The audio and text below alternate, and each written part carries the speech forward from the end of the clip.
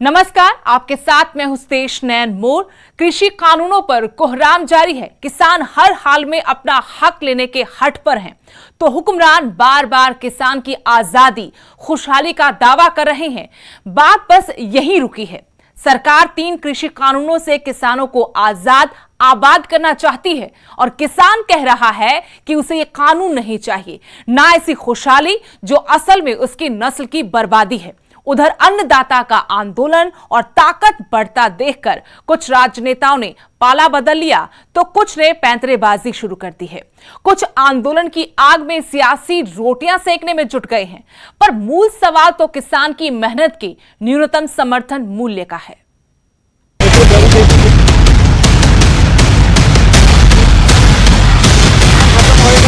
आंदोलन जारी रहेगा।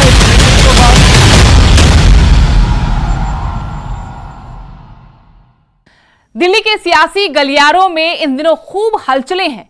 ये हलचलें किसान आंदोलन को लेकर हैं, जिसमें शामिल होने के लिए पंजाब के किसान, हरियाणा के, यूपी के, उत्तराखंड के किसान दिल्ली में डेरा जमाए बैठे हैं। कृषि कानूनों के खिलाफ आवाज बुलंद कर रहे हैं। हालांकि सरकार की तरफ से किसानों को मनाने की कोशिशें जारी हैं। बैठकों का दौर जारी है। बैठक में मसले का कोई हल नहीं निकला, लेकिन कुछ अपने ही सरकार की परेशानियां भी बढ़ाने लगे हैं।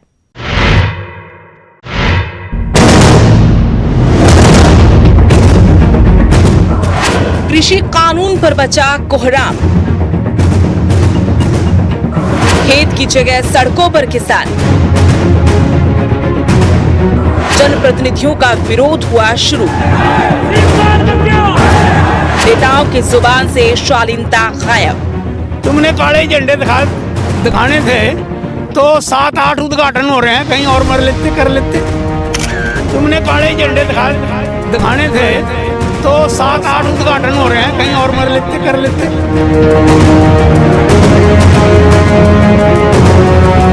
जब से अन्नदाता अपने हक की लड़ाई लड़ने सड़क पर उतरा है, जब से धरती पुत्र अपनी हक की रोटी के लिए संघर्ष के लिए एकजुट हुआ, देश की राजधानी में हलचलें तेज हैं। सियासत में कई सियासतदानों के चेहरे बदल गए, जुबान बदल गई, इरादे बदल गए, मुद्दा बदल गया, लेकिन मुद्दे के समाधान का अभी भी इंतजार ही है। इस इंतजार के बीच कोहराम लगातार जारी है। दिल्ली में किसान डटे हुए हैं, मांगों पर अड़े हुए हैं। 6 से ज्यादा दिन हो गए हैं। बैठकों का दौर भी जारी है। मंगलवार को बैठक हुई, बुधवार को भी गृह मंत्री अमित शाह के आवास पर बैठक हुई। इस बैठक में कृषि मंत्री नरेंद्र तोमर, पीयूष गोयल और मंगलवार को ही बैठक में मौजूद मंत्री शामिल हुए, जिन्होंने गृह मंत्री को पूरी बातचीत की जानकारी दी। अब खबर ये है कि किसानों की समस्याओं पर बात करने के लिए सरकार अलग अलग मंत्रालयों की एक टीम बनाने की तैयारी में है। इसमें कृषि, गृह और उपभोक्ता मामलों के मंत्रालयों के अधिकारी शामिल होंगे, जो किसानों की शंकाओं को दूर करने की कोशिश करेंगे।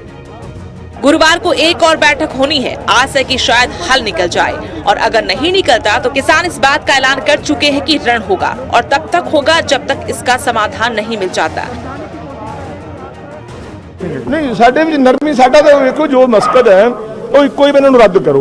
वो रद्द करन मसला हल हो जाऊगा। सरकार नूं जिन्ना हो सके इहनूं लमकाण दी बजाय जल्दी निबेड़ के लोकां दीआं भावनावां दे अनुसार निबेड़ के इहनूं छेती हल कर देना चाहिदा है। नहीं, बिल्कुल नहीं। हमारा जो स्टैंड, जो हमारा फैसला है, हम उस पर ही रहेंगे। किसान कृषि कानूनों को डेथ वारंट बता रहे हैं। सरकार इसे किसानों के हित में बता रही है। सरकार की तरफ से भी माथापच्ची जारी है, लेकिन कुछ नेताओं को लगता है इसकी परवाह नहीं है। तुमने काले झंडे दिखाने थे तो 7-8 उद्घाटन हो रहे हैं, कहीं और कर लेते। तुमने काले झंडे दिखाने थे तो 7-8 उद्घाटन हो रहे हैं, कहीं और कर लेते। इनको सद्बुद्धि दे और ये कृषि बिलों को गहराई से पढ़ें कि किस प्रकार से मोदी जी ने इनके कल्याण के लिए कदम उठाए। ये है केंद्रीय राज्य मंत्री रतन लाल कटारिया, जो जैसी सड़कों पर निकले, किसानों ने उन्हें काले झंडे दिखाना शुरू कर दिया। कटारिया के विरोध में नारेबाजी होने लगी। मंत्री साहब इतने से विरोध से ही बिफर पड़े, और जो कुछ किसानों के लिए कहा वो शर्मनाक है।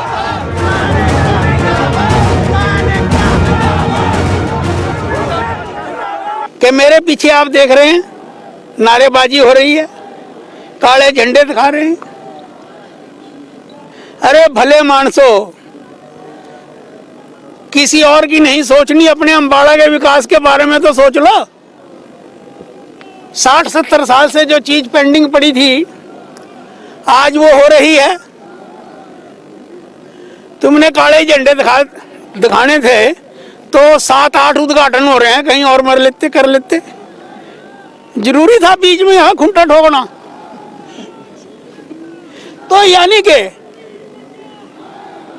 हर विकास के काम में रोड़े अटकाना, हर बात को गलत दिशा देना।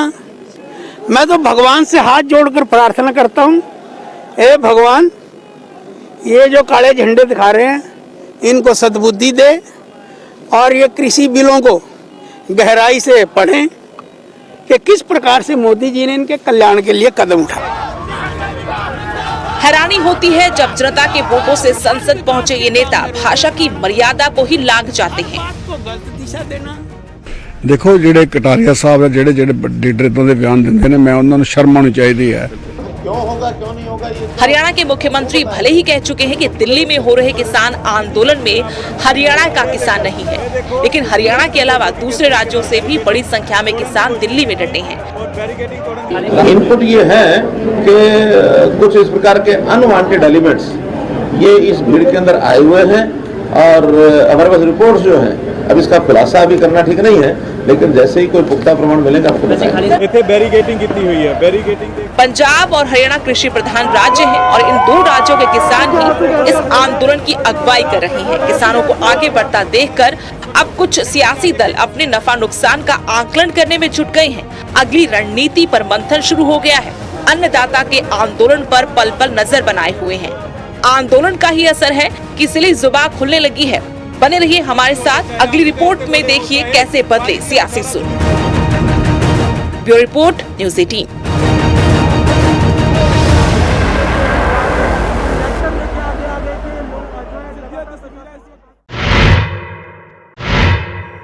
किसान अपनी लड़ाई खुद लड़ रहा है, लेकिन राजनेता कहां बाज आने वाले थे। हर कोई अन्नदाता के आंदोलन की आंच में अपनी सियासी रोटियां सेकने में जुटा है। आरोप प्रत्यारोप लगाकर सब अपने आप को किसान हितैषी साबित करने में लगे हैं। इसी कड़ी में बीजेपी कांग्रेस के निशाने पर दिल्ली के मुख्यमंत्री अरविंद केजरीवाल आ गए हैं। ये सब पूछ रहे हैं कि अरविंद केजरीवाल किसके साथ हैं, किसानों के या फिर केंद्र सरकार के।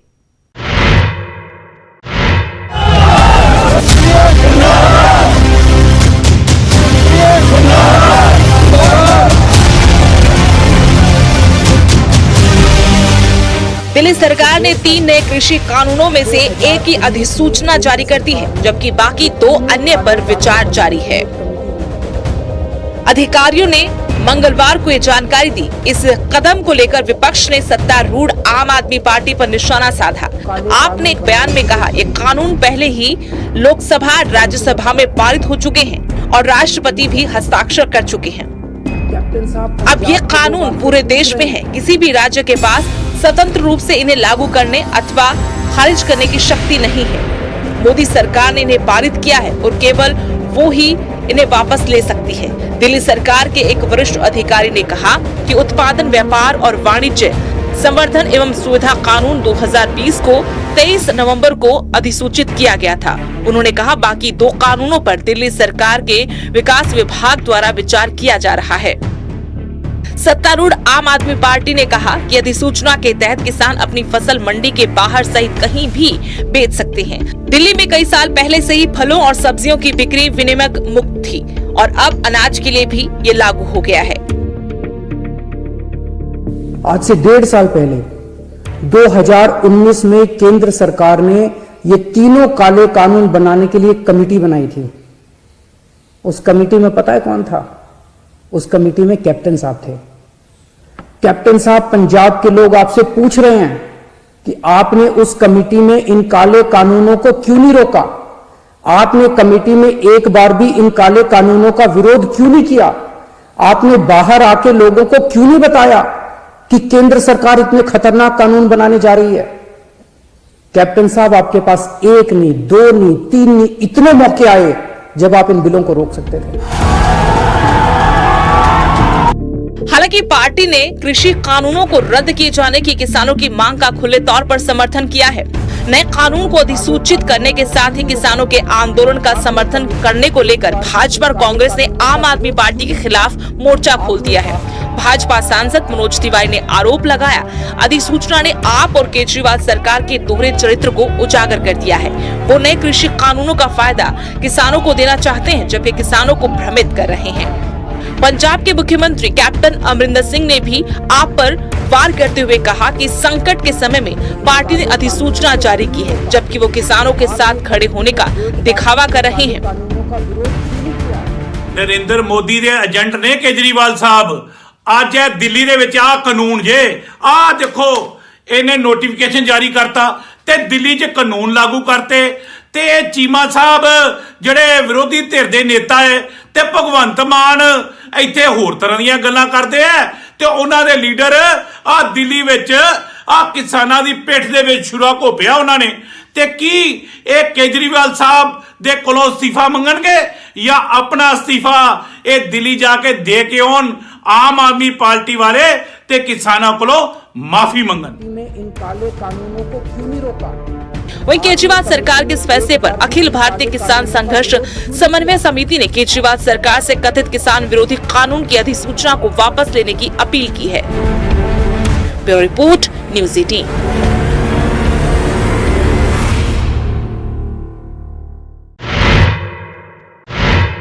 उधर अन्नदाता के आंदोलन का असर हरियाणा की बीजेपी जेजेपी सरकार पर पड़ना शुरू हो गया है। एक तरफ किसान दिल्ली बॉर्डर पर डटे हैं, तो उधर हरियाणा की खाप पंचायतों ने मनोहर सरकार को गिराने के लिए कमर कस ली है।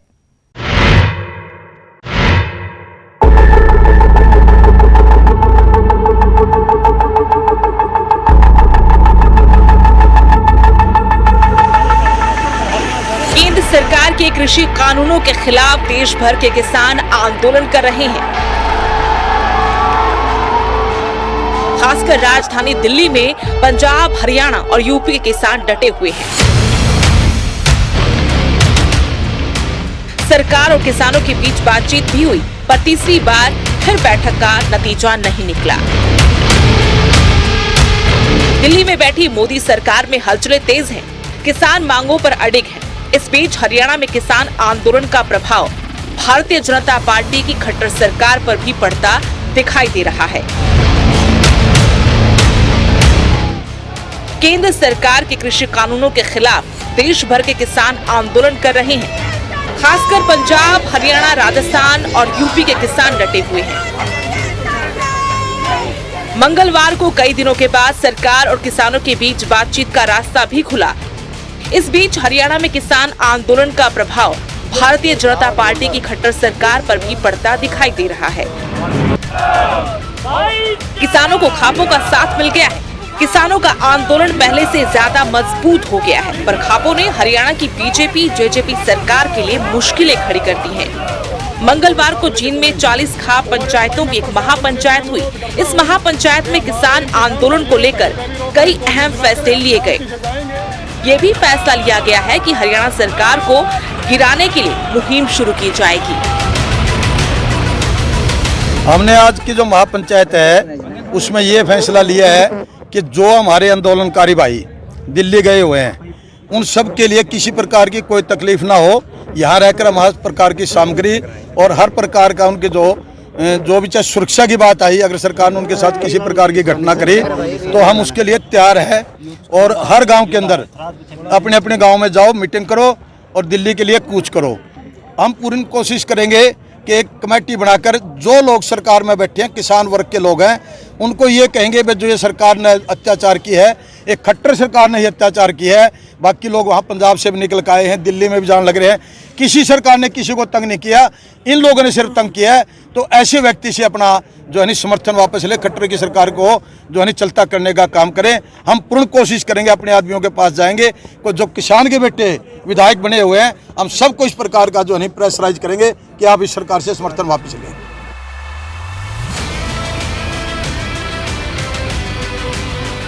बता दें कि बीजेपी के पास पूर्ण बहुमत नहीं है।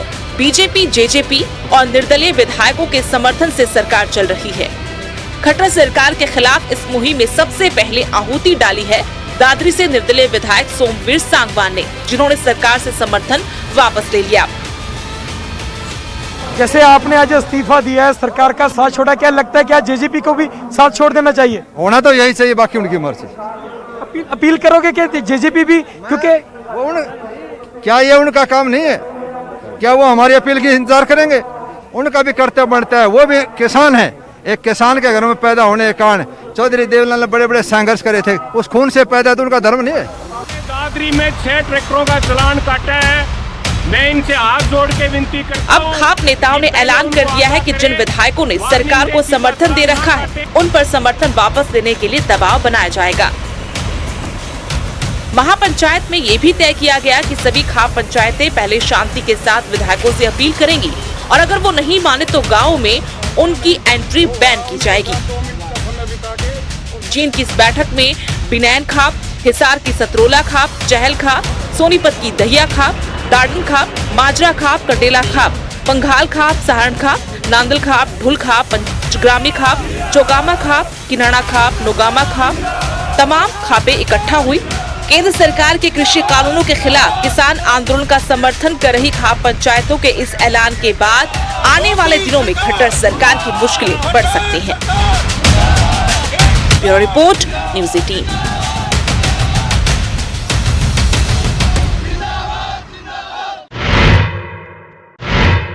दिल्ली पर किसानों का शिकंजा कसा देकर हरियाणा के राजनीतिक दलों के नेताओं के तेवर ढीले पड़ने लगे हैं और सुर बदलने लगे हैं। अकाली दल के बाद जननायक जनता पार्टी ने भी किसानों के मसले पर केंद्र सरकार के रवैये को लेकर सवाल खड़े कर दिए हैं।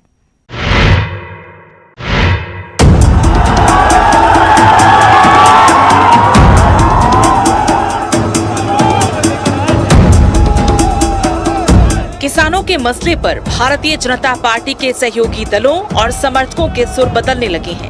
किसानों की केंद्र के साथ भले बैठक बेनतीजा रही हो, लेकिन अन्नदाता बिना शर्त केंद्र को 3 दिसंबर से पहले बातचीत के लिए तैयार करने में कामयाब रहे। इसे किसान संगठन अपनी जीत के तौर पर देख रहे हैं। उनका मानना है कि अन्नदाता की एकता का दबाव काम कर रहा है। उधर किसानों के अडिग रवैये और उनको मिल रहे समर्थन को देखते हुए अब हरियाणा के सियासी दलों के सुर बदल गए हैं। अभी तक 3 कृषि कानूनों पर बयानबाजी से बचती नजर आ रही जेजेपी के नेता खुलकर मीडिया के सामने आकर किसानों पर बात कर रहे हैं। सबसे पहले मंगलवार को जेजेपी सुप्रीमो अजय चौटाला ने किसानों के हक में केंद्र से मांग की। फिर उनके बेटे और जेजेपी के युवा नेता दिग्विजय चौटाला ने किसानों का पक्ष लिया। समाधान तो सरकार में बैठे हुए लोग स्वयं बार बार ये बयान देते हैं। एग्रीकल्चर मिनिस्टर का बयान है, प्राइम मिनिस्टर का खुद का बयान है कि हम एमएसपी को जारी रखेंगे, तो उसको ऐड कर दे, उसको लिखने में एक लाइन क्या दिक्कत है। डॉक्टर अजय सिंह जी जो हमारे पार्टी के राष्ट्रीय अध्यक्ष हैं, केसी बांगड़ जी, निशांत सिंह जी, तमाम लोग इस बात पर बड़ी पैनी नजर गड़ाए हुए हैं। ये किसानों की पार्टी है।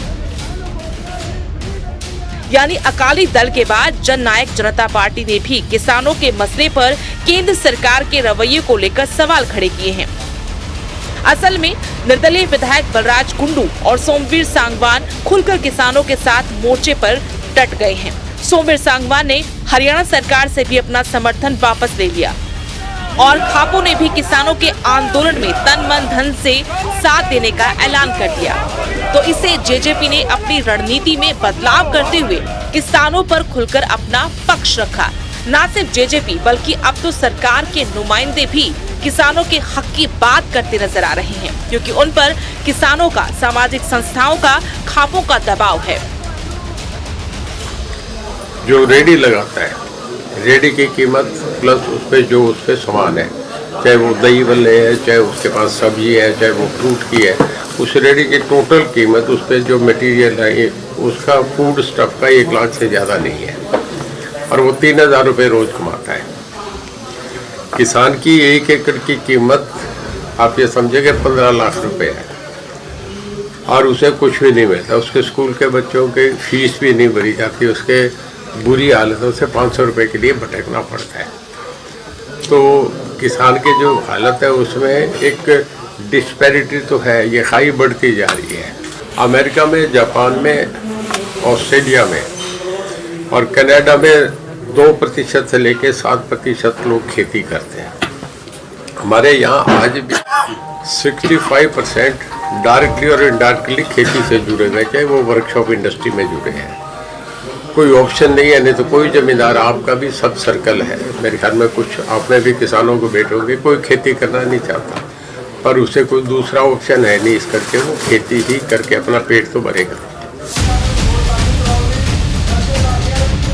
किसान संगठनों का कहना है कि सितंबर में केंद्र में बीजेपी सरकार ने जो 3 नए कृषि कानून पास किए हैं, उससे एमएसपी प्रणाली खत्म हो जाएगी, जबकि केंद्र का कहना है कि एमएसपी जारी रहेगी। प्रदर्शनकारी किसान लिखित आश्वासन की मांग कर रहे हैं, लेकिन अभी तक इस मसले पर किसानों और सरकार के बीच सहमति नहीं बन पाई है। इस मीटिंग तो बात साफ होएगा। इस बीच लगता ये है कि हरियाणा के सियासतदान भी अपना नफा नुकसान देखकर बयानबाजी करने लगे हैं। Bureau report, news 18।